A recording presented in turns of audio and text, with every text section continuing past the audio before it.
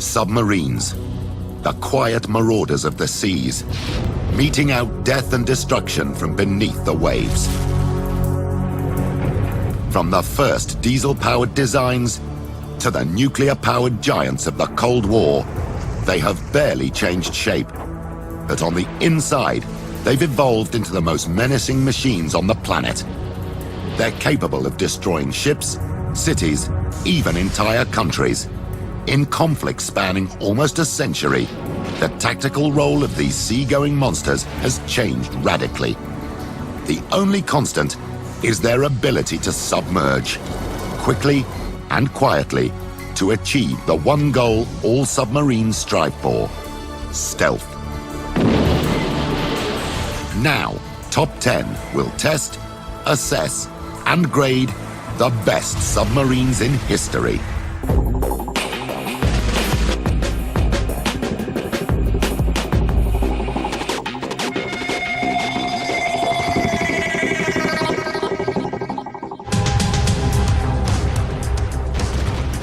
Through 2 world wars, submarines played a crucial role in naval warfare. But with the dawn of the nuclear age came new missions, new targets. Today's subs provide a frontline nuclear deterrent and can patrol underwater for months on end. They have also become faster and quieter. But a sub's legend isn't built on what it can do. It's built on what it has done. Based on expert opinion, audience polls, and technical comparison, we've constructed a 5-point matrix that will rank the top 10 submarines of all time. At number 10, it's the sub that took the Cold War beneath the seas, creating a stealth platform with apocalyptic nuclear firepower. George Washington class. Country of origin, United States. Type, nuclear ballistic missile submarine. Power plant, 1 S5W PWR nuclear reactor. Offensive armament, 16 Polaris A1 missiles, 6 53-centimeter bow torpedo tubes. Submerged displacement, 6,700 tons. In the 1950s, the fear of global nuclear conflict gripped the world.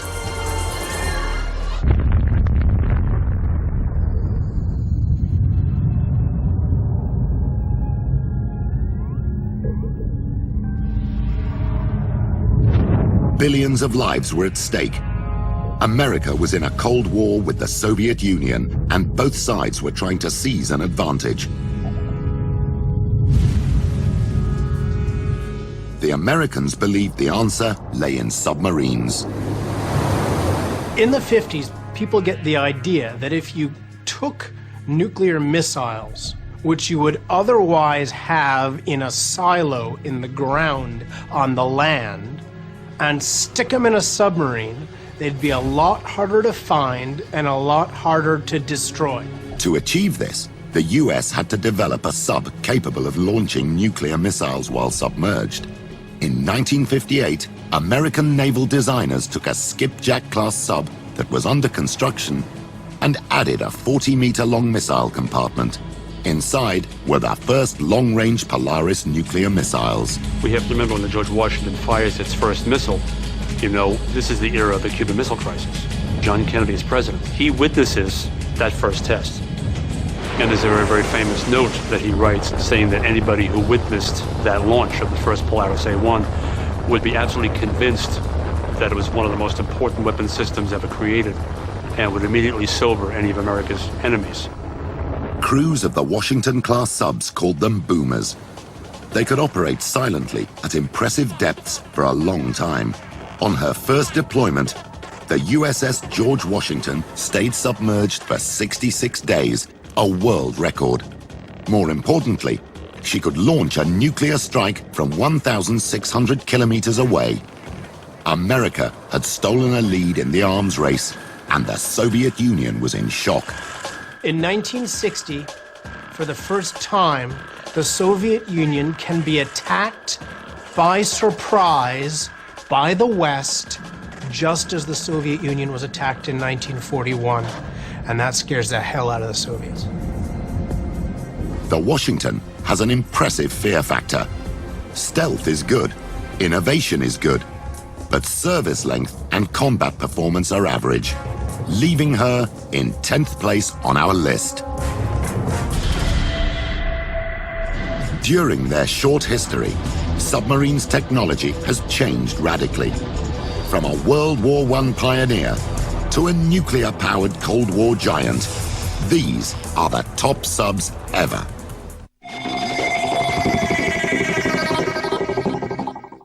A submarine doesn't have to be a wonder of nuclear technology to have a significant impact in war. In 9th place on our list is a record-breaking German boat that helped define the role submarines would play in 20th century naval combat. Type 31 U-boat. Country of origin, Germany. Type, medium-range attack submarine. Power plant, 2 diesel engines totaling 1,700 horsepower and 2 electric motors totaling 1,200 horsepower. Offensive armament, 4 50-centimeter torpedo tubes, 1 9-centimeter deck gun. Submerged displacement, 864 tons. There could have been nothing more frightening to a merchant seaman in the First World War than somebody shouting, U-boat. 274 U-boats sank 12.8 million tons of shipping. In 1914, Britannia ruled the waves.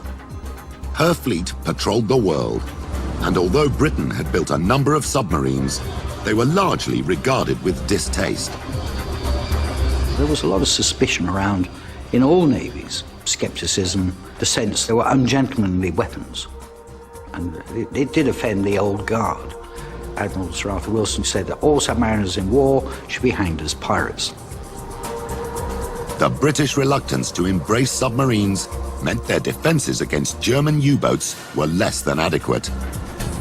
The submarine protection plan for the big British fleet base at Scapa Flow was to send out sailors in little rowboats with a mallet. And the idea was that they'd row around the main base of the British High Seas Fleet, and if they saw a periscope, they would row their little rowboat up to the periscope and hit it with the mallet. Even more damaging was the British Admiralty's refusal to provide merchant shipping with armed escorts. Hence, German U-boats prospered. Arnauld de la Perrière, the legendary captain of U-35, sank 194 ships, totaling 450,000 tons, a world record that will probably never be beaten. Like all submarines of the time, U-35 spent little time underwater. Since a submerged U-boat moved more slowly and drained valuable battery power, they also rarely used their torpedoes. The deck gun is considered to be a far more potent and also reliable weapon, because the submarine torpedo is still under development and refinement, and it's difficult to use it properly, especially against a moving target. In February 1917, the Germans declared unrestricted submarine warfare, sinking over 500,000 tons of shipping per month. U-boats, which before the war had been casually dismissed, were pushing Britain to the brink of starvation. Until the Royal Navy realized that the Germans were going to win the whole war, trenches, Gallipoli and all, just by sinking Allied ships with U-boats. Until the Royal Navy figure this out and start running convoys, they are losing the war. Heavily armed convoys began in July 1917. Attacking U-boats increasingly found themselves coming under heavy fire, and very soon their threat was neutralized. But the submarine had come of age. The Type 31 has a high fear factor. Combat performance is excellent. Innovation is average. Stealth is average and service length is low, putting this German bruiser at number 9 in the top 10.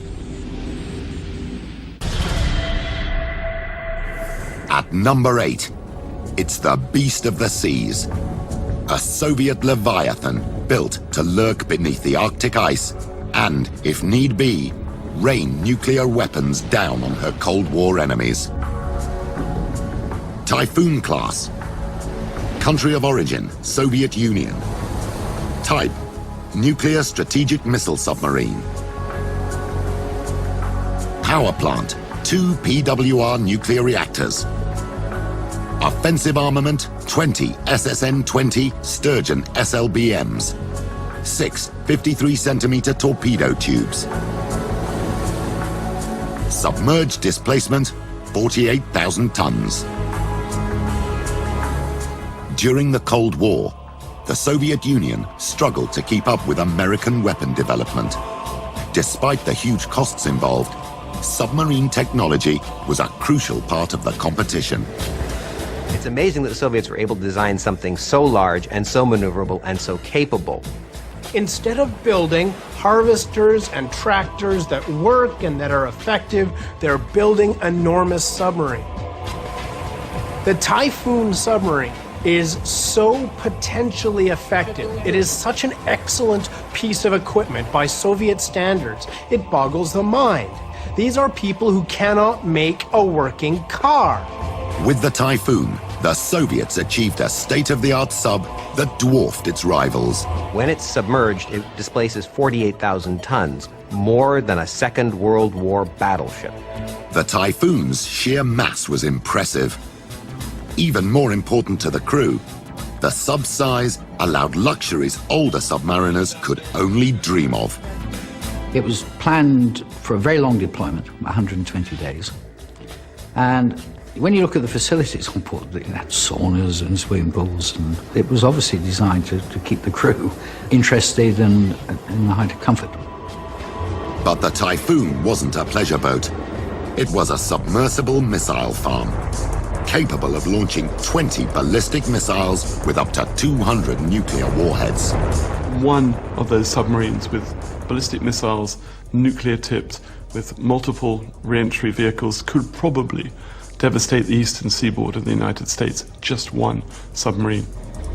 As a class, the Typhoon was designed to sit out nuclear exchanges and launch a retaliatory strike, breaking through nearly 4 meters of ice with its specially strengthened fin. The Typhoon's mission could render her crew the last men on the planet. Once all of the dust had been launched into the air, and once the nuclear winter was gonna start up, which was gonna cloud over the whole planet, then, and only then, is Typhoon gonna bust up through the ice pack on the surface of the Arctic Ocean and throw the knockout punch that finally wins the war for Ivan. That's what Typhoon is for. The Typhoon has a high fear factor. Stealth is excellent. Innovation and service length are good. But combat performance is average, putting this Soviet beast at number 8 in our top 10 list. In 7th place, it's the Japanese sub who thought she was an aircraft carrier. I-400 Sentoku class. Country of origin, Japan. Type, aircraft carrying submarine. Power plant, 4 diesel engines, totaling 7,770 horsepower, and 4 electric motors, totaling 2,400 horsepower. Offensive armament, 8 53-centimeter bow torpedo tubes, 1 14-centimeter deck gun, 3 M6A1 Siran seaplanes, armed with torpedo or 800-kilo bomb. Submerged displacement, 6,400 tons. Pearl Harbor, 1945. American brass and stunned crewmen stand aboard a captured Japanese sub. Its history is short, but incredible. 4 years earlier, the Japanese had gone to war with one of the newest and most advanced submarine fleets in the world.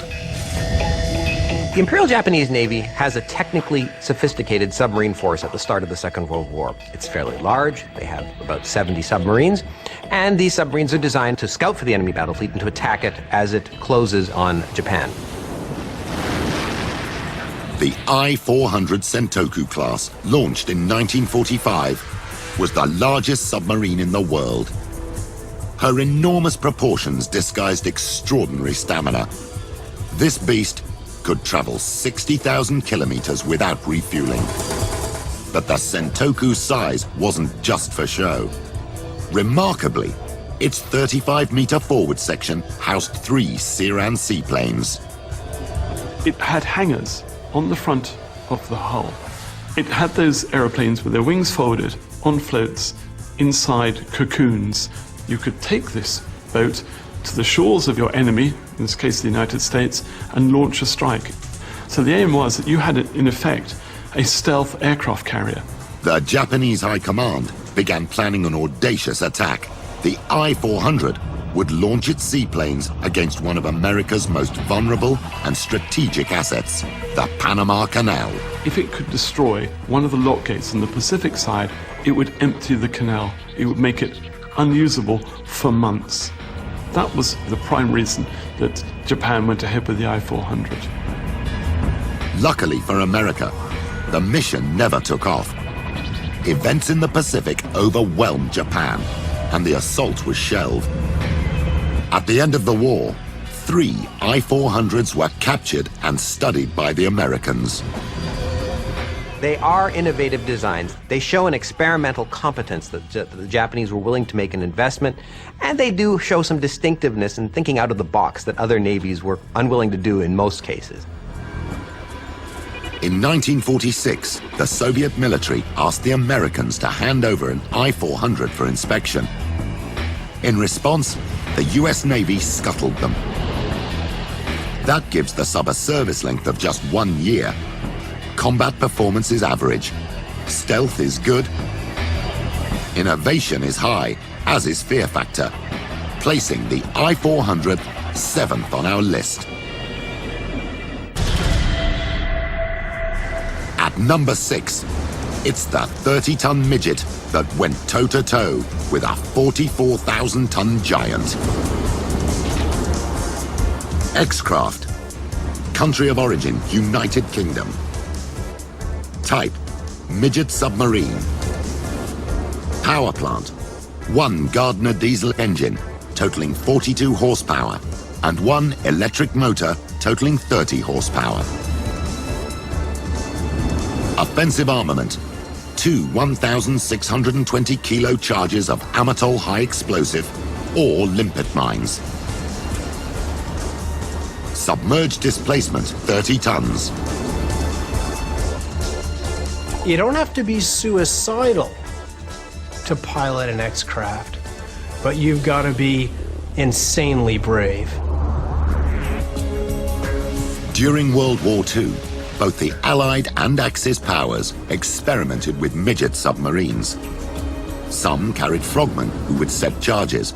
Some fired torpedoes, others were torpedoes, driven to their destination by divers. But for all of them, the mission was the same: to infiltrate harbors where bigger conventional submarines could not and would not go. Imagine a huge pile of explosive that you need to get past torpedo nets and past defensive systems to get them to the target. And now imagine that you don't have computers good enough to do that kind of navigation. What are you gonna do? Why don't we just stick a human being in and have the human being navigate this bag of explosives onto a target so that it can sink something that's well defended? The British built a series of 4-man midget submarines called X-Craft. They targeted high-value German battleships. In 1943, that meant the pride of Hitler's fleet, the Tirpitz. Whilst in port at the Kar Fjord in Norway, its massive guns had to be silenced. It was described by Winston Churchill as the beast. Her very existence posed a threat to, in particular, to the Arctic convoys.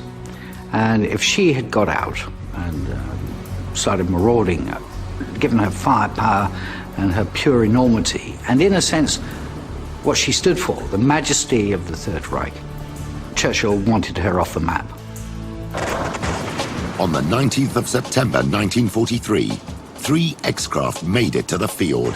To succeed, they would have to evade mines, nets, and machine gun fire.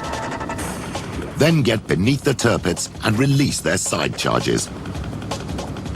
It was David versus Goliath as the midget subs went up against the 44,000-ton battleship. X5 was almost certainly sunk about a mile from the target. X6 and X7 battled their way in through the nets, bashed their way in. The X-craft are able to place a 1-ton explosive charge under her engine room, which cripples the battleship for the remainder of 1943 and most of 1944. The turpits had been neutralized. On the 12th of November 1944, while being repaired, it was attacked again by 29 RAF Lancaster bombers.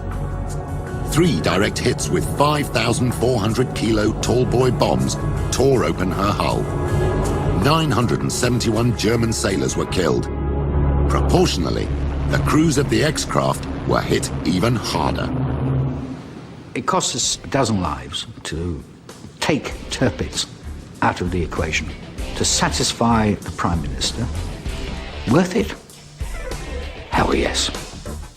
Despite its size, the X-craft continued to punch above its weight, taking out Italian warships in the Mediterranean and playing a major role in the D-Day landings by marking the beachheads.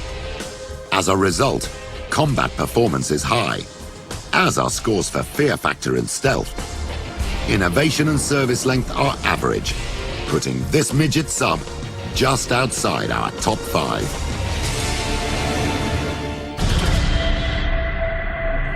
Nuclear weapons changed the nature of warfare. And when the United States became the first country to apply nuclear power to submarine design, it changed the nature of strategic planning.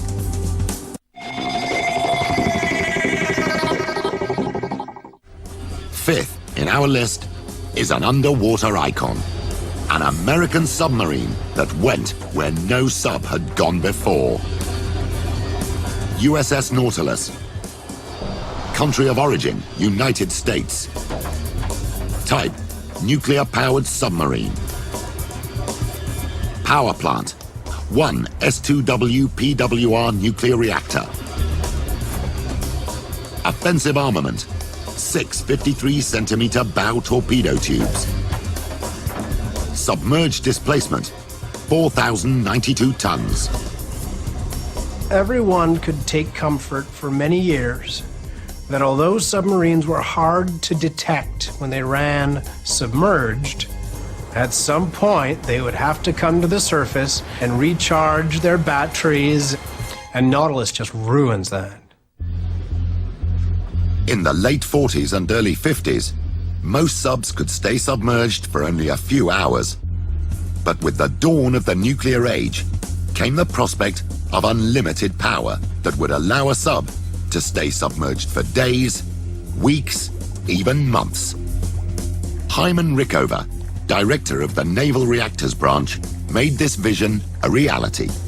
The challenge for him and his team was to develop a nuclear reactor that was small enough to fit inside a submarine hull and to make that safe enough to protect the crew from any potential risks from that reactor.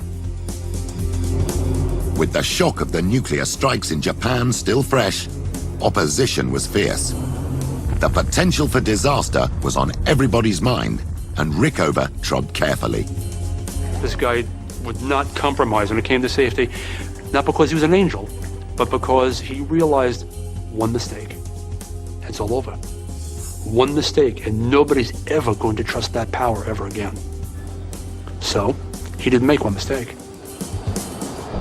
Nautilus was launched on the 21st of January 1954. 15,000 people watched American First Lady Mamie Eisenhower break the traditional bottle of champagne across her bow. A year later, the Nautilus cast off with the message, underway on nuclear power. She immediately impressed captain and crew with her speed and stealth. She was a sports car. She was the dream of every submariner since they first popped the hatch. She had no deck gun. Her external surfaces were completely free of any hydrodynamic drag. The Nautilus could travel 96,000 kilometers on a lump of uranium the size of a golf ball. A diesel-powered submarine would have required 11 million liters of oil. The Soviets had fallen behind. To prove the point, on August the 3rd, 1958, Nautilus completed the first ever submerged voyage across the North Pole. The fact that Nautilus starts her career with a very well-publicized transit of the Arctic submerged is a demonstration of how powerful the United States Navy had become. The Nautilus was the prototype for all modern subs. As a result, she scores high on innovation. Fear factor is excellent. Service length, stealth, and combat performance are good, putting the Nautilus at number 5 in our top 10. At number 4, it's a big hitter. A sub with twice the firepower of a U-boat. T-Class. Country of origin, United Kingdom. Type, Ocean Patrol Attack Submarine. Power plant, 2 diesel engines totaling 5,000 horsepower and 2 electric motors totaling 2,900 horsepower. Offensive armament, 10 53-centimeter bow torpedo tubes and 1 10-centimeter deck gun. Submerged displacement, 1,560 tons. If you ask any British submariner, what is the iconic submarine, what is the best submarine, what's the most successful submarine class, he's going to say the T-class, the T-boats. The Royal Navy T-Class is one of the great survivors among submarines. The first boat was ordered in 1936, and the last of its type wasn't decommissioned until 33 years later. The T-Class saw heavy action against German forces. It dealt out some serious punishment, but also suffered terrible losses as the battle for naval supremacy raged across the seas. British T-class submarines enjoy several advantages over enemy submarines during the Second World War. Most notably, they have very good crews and they have excellent captains. Good seamanship allowed the T-Class to outrun her enemies, but when she had to turn and fight, her captains could rely on the most lethal torpedo armament of any World War II submarine. She carried 10 torpedo tubes, 6 internal forward, 2 internal aft, and 2 external. So, a big punch. The T-Class was like a T-Rex, capable of ripping smaller predators apart. Enemy submarines were a speciality for the British beast. They say today that the best anti-submarine weapon is another submarine. Well, that really started from the T-boats, that they were able to engage other submarines and win. They did this by having reliable torpedoes and, most importantly, having well-trained professional crews. Like all subs that dominate the seas, the T-Class had a huge impact on land battles as well. In 1942, Rommel's Africa Corps was battling Montgomery's troops in North Africa. The T-Class swept the coast, preventing supplies from reaching Rommel and giving the Allies a decisive victory. Without that battle, in which the Royal Navy operated 94 submarines and lost 47, there's no doubt that the German Africa Corps would have reached Alexandria and would have captured the Suez Canal. By the end of the war, Royal Navy submarines had sunk or damaged 2 million tons of shipping, including 78 warships, 38 of which were submarines. They also lost 73 boats and 2,000 men. With 31 years of action under her belt, the T-class has outstanding service length. Fear factor is high. Combat performance is high. Innovation is average, putting this big hitter just outside our top 3 subs. Coming in at number 3 is an American submarine that was as famous for its fearless captains as it was for its record-breaking kills. Gato class. Country of origin, United States. Type, attack submarine. Power plant, 4 diesel engines totaling 5,400 horsepower and 4 electric motors totaling 2,740 horsepower. Offensive armament, 10 53-centimeter bow torpedo tubes, 2 50 caliber, 2 30 caliber machine guns, and 1 8-centimeter deck gun. Submerged displacement, 2,424 tons. They are the submarines that win the most successful submarine warfare campaign in history. First commissioned in 1936, the Gato was one of America's largest ever class of submarines. It was fast, it was extremely long-ranged, they were well-armed, they had radar. So I'm full of admiration for our American colleagues. A fearsome predator, her feeding ground was the Pacific. Her prey, Japanese ships. During the Second World War, America adopted German U-boat tactics. Merchant shipping was fair game, and groups of up to 20 submarines attacked convoys. Indeed, it's deadly when the American submarine force deploys wolf packs of its own. And because they can use the element of surprise and stay at sea longer than anyone expects, they are able to catch a lot of targets very quickly and relatively cheaply. The 73-strong Gato class decimated Japanese supply lines. Japan's ability to resupply beleaguered troops was seriously compromised. When the Japanese are trying to hold on to Guadalcanal, they have no supplies because the submarine force of the American Pacific Fleet is such a threat. Much of this success was due to a handful of hugely expert, daring captains. Men like Lieutenant Commander Dudley Mush Morton.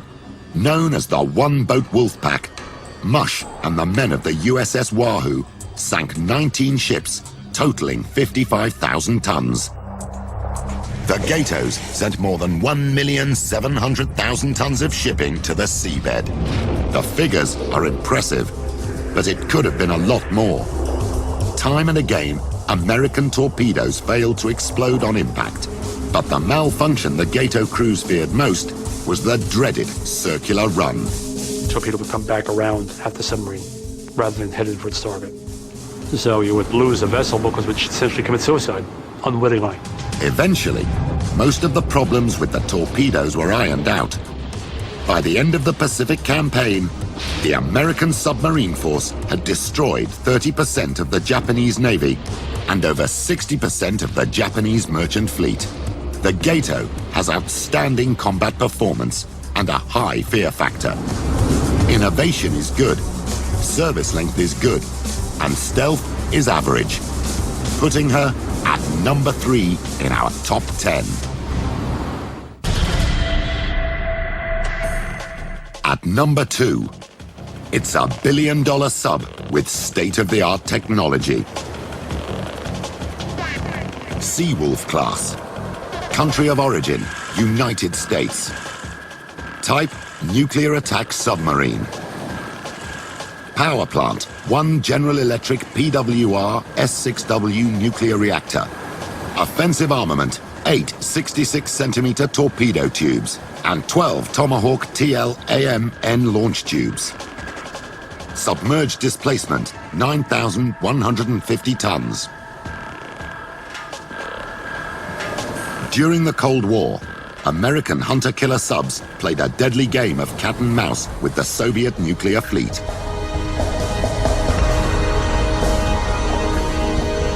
Increasingly, though, the US Navy was chasing shadows.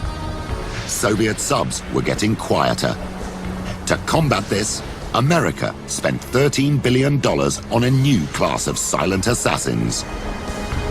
Seawolf means that a Soviet ballistic missile submarine will never hear death coming. Commissioned in July 1997, Seawolf was the first entirely new US attack submarine since the 1970s. Deadly quiet, she was a heavily armed sub with enough computing power to master any situation. The primary mission of the Seawolf was to destroy Soviet ballistic missile submarines before they could attack American targets. But by the time Seawolf hit the seas, the Cold War was over. What do you do with the all-singing, all-dancing boat that is capable of being inaudible, invisible, and yet deliver a massive punch against a Soviet submarine when there is no Soviet submarine? You think of other things it can do. Using state-of-the-art eavesdropping technology, the Seawolf has become an integral part of the modern battlefield. Monitoring enemies from a position of safety, she can also play a significant role in land battles. They are equipped with a wide variety of weapons. Most notably, they have inherited the Tomahawk land attack missile that allows them to strike at targets deep inland. The Seawolf class has also become a prime mover in combat operations, inserting Navy SEALs into hot combat zones. In 2004, a new generation of American subs emerged. The Virginia class, built for the 21st century, it took the best of the Seawolf and made it less expensive. The submarine of the future will be a cruise missile carrying hunter-killer with ballistic missiles in, and the Seawolf will be looked at as the prototype for that. It is truly a magnificent submarine. The Seawolf scores high marks for innovation. Stealth is excellent, combat performance is good, fear factor is good, but with other newer American classes hitting the seas, Seawolf's service length is average, making her the second best sub in our top 10. Nuclear power allowed subs to make a quantum leap in effectiveness and destructive potential. But number one on our list is a throwback, a conventional boat that very nearly changed the course of the greatest conflict in history.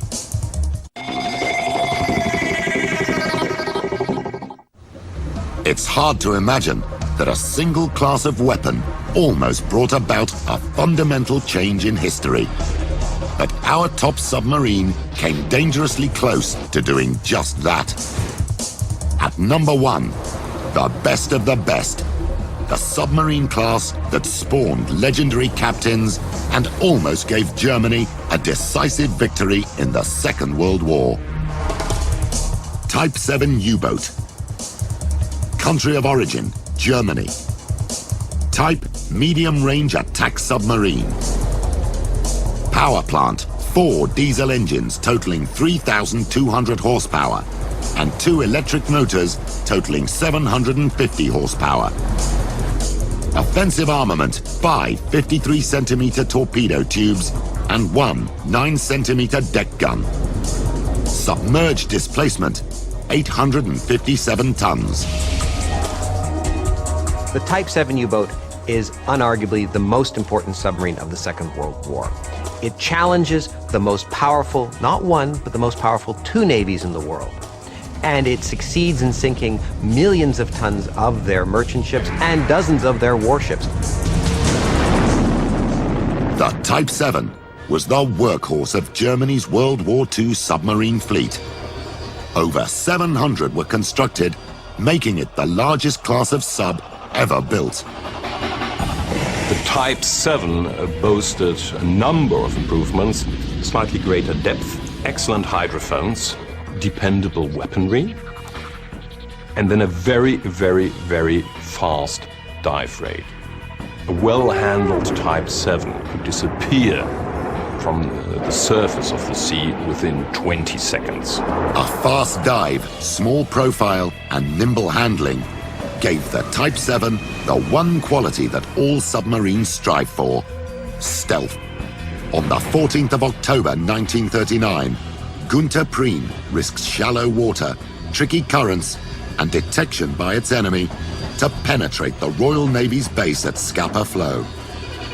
With 3 torpedoes, he sank the British battleship HMS Royal Oak and escaped unharmed. Well, it even drew words of admiration from Winston Churchill, who said it was the most astonishing feat. And in a sense, that kicked off the U-boat war in a truly memorable fashion.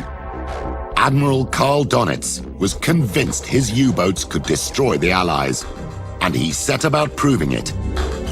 By communicating with his boats, he was able to assemble wolf packs, groups of up to 20 U-boats which ambushed merchant convoys. The tactic worked brilliantly, and U-boat captains became heroes of the fatherland. Eric Topp was one of these elite officers.